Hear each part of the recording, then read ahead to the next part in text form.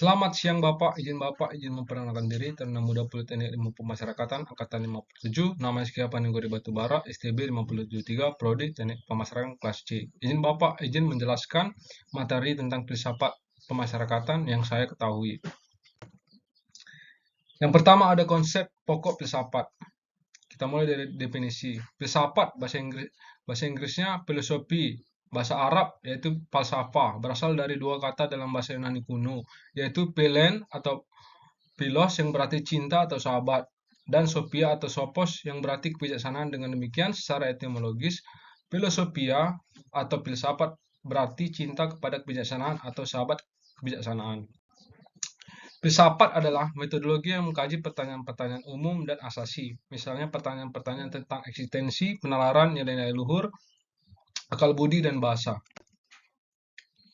Asal mula filsafat muncul karena ada ketakjuban, ketidakpuasan, hasrat bertanya, dan keraguan. Misalnya, filsafat itu muncul karena ketakjuban. Menurut para ahli, penyebab utama munculnya filsafat adalah otomatis, kekaguman, karena keheranan, ketakjuban.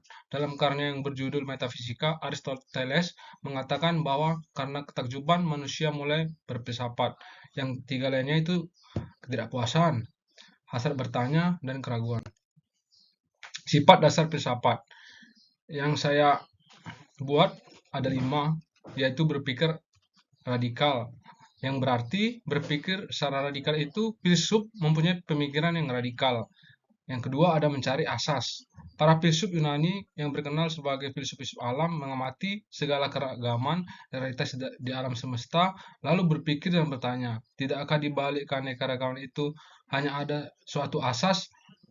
Misalnya Thales mengatakan bahwa asas pertama alam semesta itu adalah air. Sifatnya ada memburu kebenaran, mencari kejelasan, dan berpikir rasional. Berpikir secara rasional berarti berpikir logis, sistematis, dan kritis. Cabang-cabang filsafat terbagi menjadi 3. Yang pertama ada filsafat pengetahuan. Cabangnya misalnya epistemologi dan logika. Filsafat keseluruhan kenyataan, cabang-cabangnya adalah teologi metafisika dan antropologi. Yang ketiga ada filsafat tindakan. Terbagi menjadi 2, yaitu etika dan estetika. Estetika dalam cabang-cabang filsafat disebut sebagai filsafat keindahan atau philosophy of beauty, di mana ilmu yang mempelajari dan membicarakan tentang keindahan dari sebuah sikap ataupun non-sikap. 2. Filsafat ilmu pengetahuan. Kita mulai dari definisi, yaitu usaha pembahasan secara rasional, objektif, mendalam, dan menyeluruh untuk memperoleh pemahaman yang berdasar, lengkap, dan kebenarannya tidak diragukan terhadap ilmu pengetahuan. Ciri ilmu pengetahuan. Saya buat di sini ada 3, sebagai proses, sebagai prosedur, dan sebagai produk. Lalu muncul teori kebenaran ilmiah.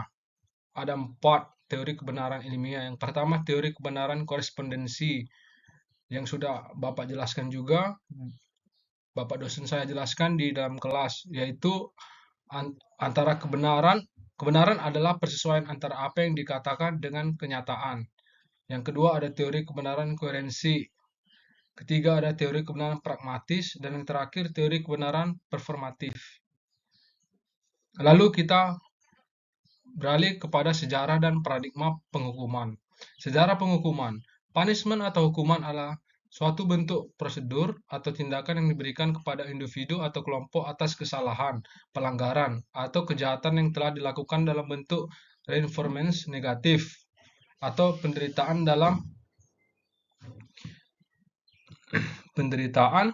dalam rangka pembinaan dan perbaikan tingkah laku sehingga tidak terulang kembali di kemudian hari. Bentuk-bentuk penghukuman ada 4.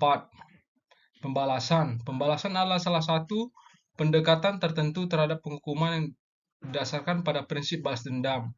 Ide ini adalah bahwa pelaku kejahatan harus menderita sejauh atau setara dengan penderitaan yang mereka timbulkan pada korban atau masyarakat. Yang kedua ada pada abad pertengahan di Romawi. Yang ketiga ada ganti rugi. Ganti rugi adalah misalnya terkait uang atau benda tertentu. Dan zaman sebelum Ostindens Compagnie, pembalasan keluarga atau marga dan pembayaran uang damai kepada keluarga atau marga atau desa yang masih mengutamakan tentang adat. masih dalam bentuk penghukuman,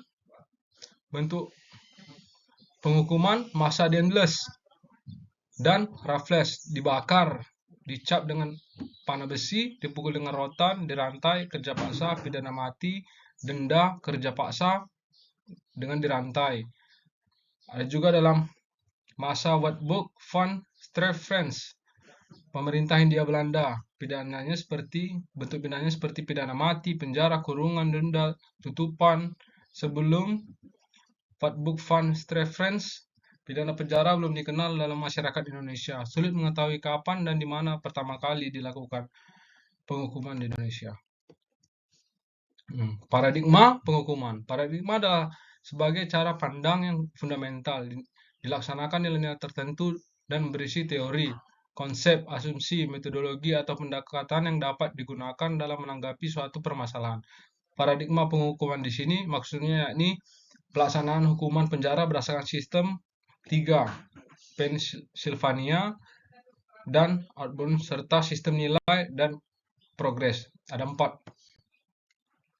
Yang pertama ada sistem Pennsylvania di Amerika Serikat, di mana di sini orang-orang yang menjalani pidana ditempatkan dalam sel secara perorangan sendiri dalam sel siang sampai malam, sampai masa pidananya dijalaninya. Tujuannya untuk membina narapidana agar menyesali perbuatannya.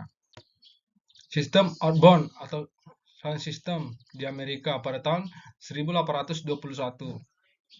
Di sini orang-orang yang menjalani pidana ditempatkan dalam selnya masing-masing pada malam hari. Pada siang hari mereka bekerja, tapi tidak boleh bercakap-cakap. Tujuannya sebagai pembalasan dilakukan petugas pada narapidana supaya jerah. Ada mark system atau sistem nilai di negara Inggris. Orang-orang yang menjalani pidana diberikan suatu penilaian perilaku setelah mereka menjalani pidana. Disebut mark system karena narapidana mempunyai angka. Semakin besar angka positif, semakin besar peluang mereka lebih cepat dibebaskan. Yang keempat ada progressive system. Ini ada di negara Irlandia pada tahun 1853.